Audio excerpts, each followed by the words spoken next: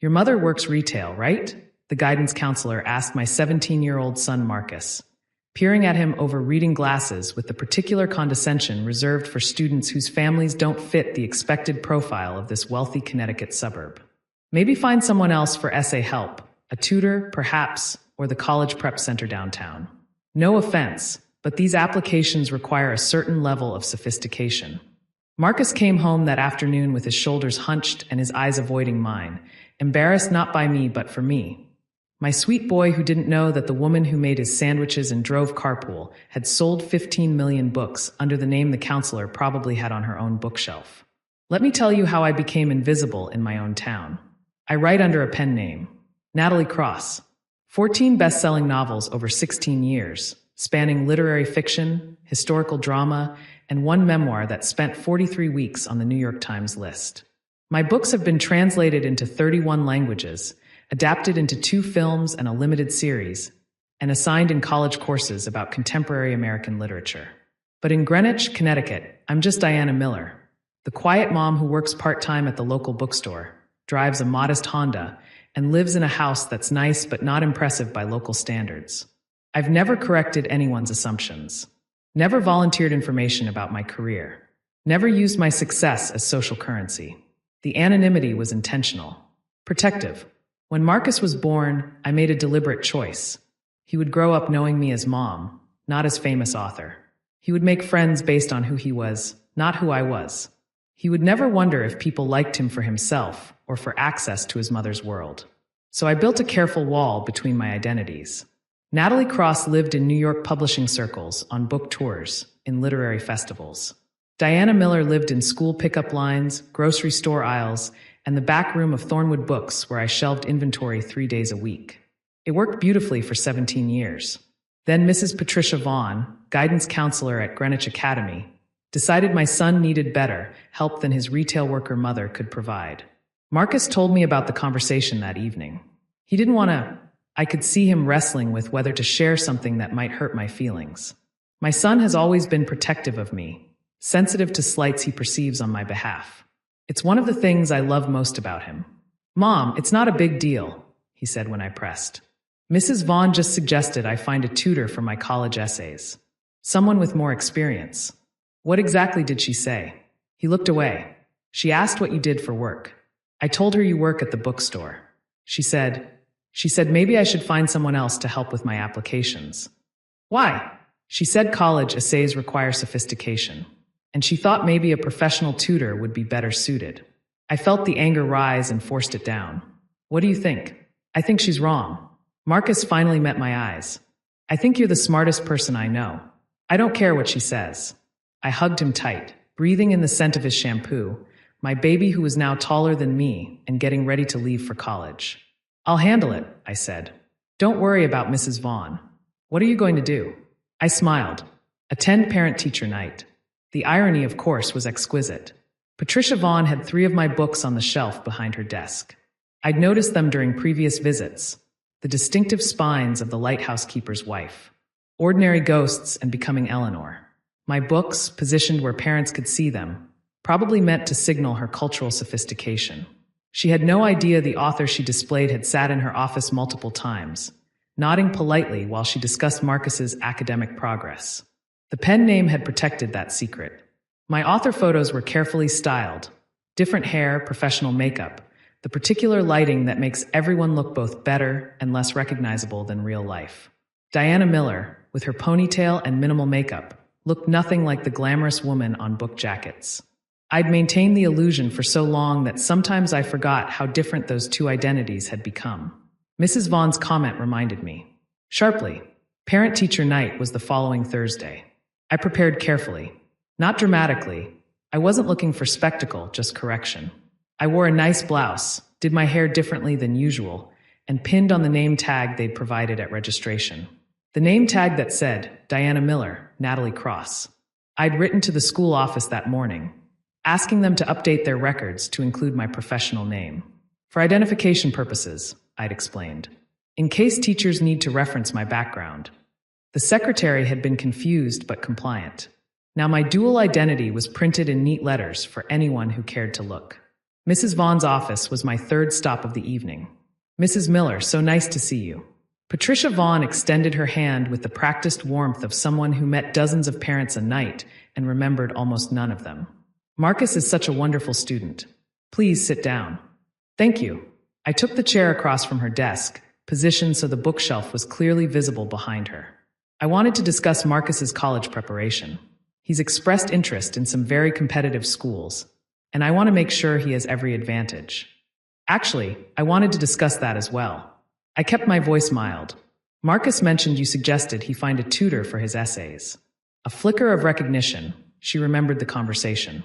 Yes, well, these applications are extremely competitive.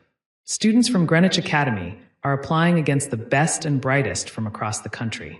Professional support can make a real difference.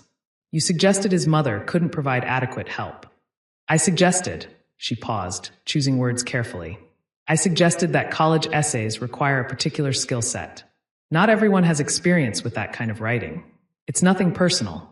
You assumed I lacked that experience because I work at a bookstore. Mrs. Miller, I didn't mean to offend. Diana's fine. Or actually, I leaned forward slightly, letting her see my name tag for the first time. You might know me better as Natalie Cross. The silence stretched exactly long enough for me to watch comprehension dawn. Her eyes dropped to my name tag, then rose to my face, then darted to the bookshelf behind her, where my novels sat spine out like accusers. That's not possible. I've published 14 novels under that name. 15 million copies sold worldwide. 3 of them are on your shelf right now. Her face had gone pale. But you work at Thornwood Books. You shelve inventory. I do. I like it. It keeps me connected to readers and gives me time to write. My schedule is flexible enough that I could be present for Marcus's childhood, which was the point. I had no idea. Of course you didn't. Because you never asked. You saw a woman who works part-time at a bookstore and assumed you knew everything about her capabilities. I kept my voice level, factual. You told my son, a 17-year-old who was already nervous about college applications, that his mother wasn't sophisticated enough to help him. I didn't use those words. You implied them. He came home embarrassed. Not for himself, for me. Because you made him feel like having a mother who works retail was something to be ashamed of. Mrs. Vaughn's mouth opened and closed. She glanced at the books behind her, then back at me, clearly trying to reconcile the woman she'd dismissed with the author she'd apparently admired enough to display. I'm deeply sorry, she finally managed. I made assumptions I shouldn't have made. You made assumptions about every parent who walks through that door. How many mothers have you dismissed because they don't fit your idea of success? How many students have you made feel less than because their families aren't impressive enough? No answer. The question wasn't really meant to have one. I stood to leave, then paused. For what it's worth, I've already helped Marcus with his essays. He's a beautiful writer, thoughtful, precise, with a voice that's entirely his own. He didn't need sophistication coaching. He just needed someone who knows him, believes in him, and understands how to bring his best self onto the page. I'm sure they're excellent. They are. And they're his, not mine. I gave feedback, not content. That's what good editors do. I gathered my purse. That's also what good parents do, regardless of their job titles. I walked to the door, then turned back one final time. Your copy of The Lighthouse Keeper's Wife has a cracked spine. It looks well read. I hope you enjoyed it. I left her sitting in stunned silence, surrounded by books whose author she dismissed as unsuitable for essay help. The aftermath was quieter than I expected. No dramatic apologies, no public revelations. Mrs. Vaughn sent a formal letter expressing regret for any misunderstanding, carefully worded to avoid admitting explicit fault.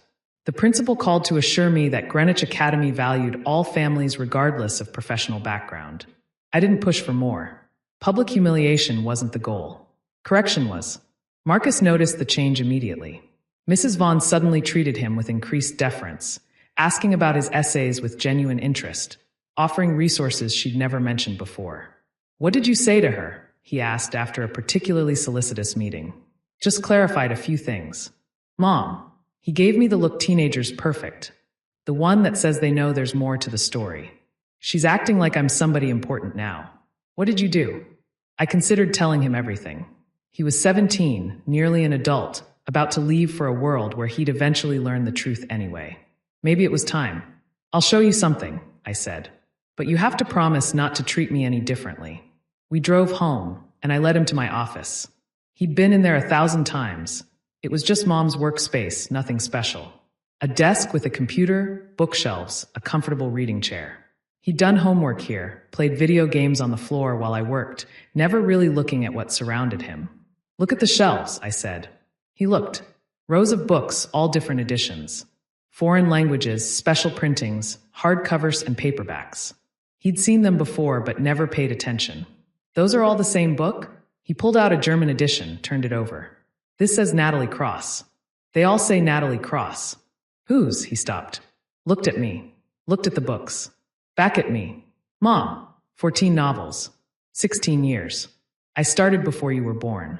His mouth fell open in an expression so comically stunned that I almost laughed.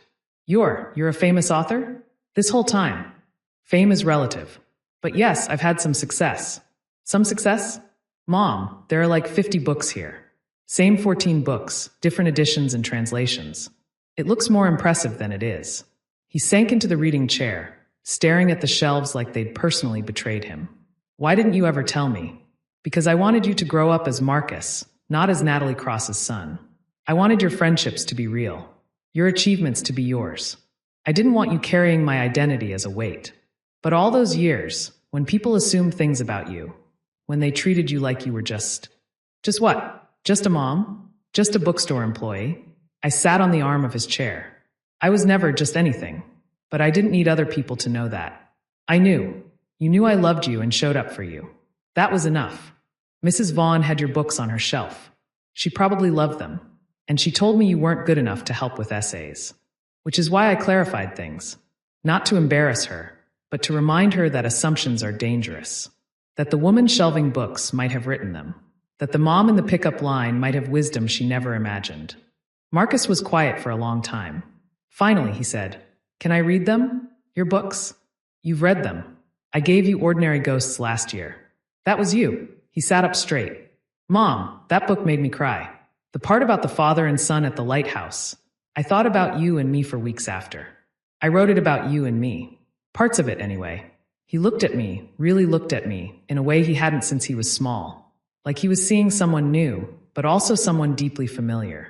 You're kind of amazing, Mom. I'm exactly who I've always been. You just have more context now. Are you going to tell everyone? Let people know. I thought about it. The secret had served its purpose. Marcus was nearly grown, his identity secure, his sense of self built on his own foundation rather than mine. Maybe gradually, I said. It might be time to stop hiding. It might be time to stop letting people underestimate you. I smiled. That too. Marcus got into his first choice college 3 months later. His essay, the one I'd helped him with, the one Mrs. Vaughn assumed I was too unsophisticated to support, was specifically mentioned by admissions as unusually powerful and authentic. He'd written about invisible labor, about the things people do that go unrecognized, about his mother who taught him that worth isn't measured by what others see, but by what you know to be true about yourself. He'd written, essentially, about me, without ever revealing the secret. I cried when I read it. So did his father, who'd known about Natalie Cross since our second date and kept the secret for 19 years. Mrs. Vaughn sent a congratulations card. I don't know if she ever connected the essay's themes to our conversation in her office. I didn't ask. Some lessons are better absorbed than announced. My next book came out last fall. For the first time, I did local events. Appeared at Thornwood Books for a signing, surrounded by co-workers who'd had no idea who they'd been working alongside for years. The manager nearly fainted when my publicist called to arrange it. "You're Natalie Cross? You've been shelving inventory for 6 years. Best research a writer can do. Knowing what readers actually pick up." The signing was packed. Mrs. Vaughn was there, near the back, holding a copy of my new novel for me to sign. I signed it. To Patricia, "Assumptions are the enemy of wisdom. Best, Natalie Cross, Diana Miller." She had the grace to look embarrassed. She also bought 3 more copies. Marcus is at college now, thriving. He calls every Sunday, tells me about his classes and friends, asks about my writing. He's proud of who I am, both versions of me, the mom and the author, understanding now that they were always the same person. Last month, he mentioned he'd told his roommate about my books. What did he say? He said it explains why I'm such a good writer. Marcus paused. I told him it doesn't explain anything. You taught me that words matter, but you never wrote my words for me. I had to find my own.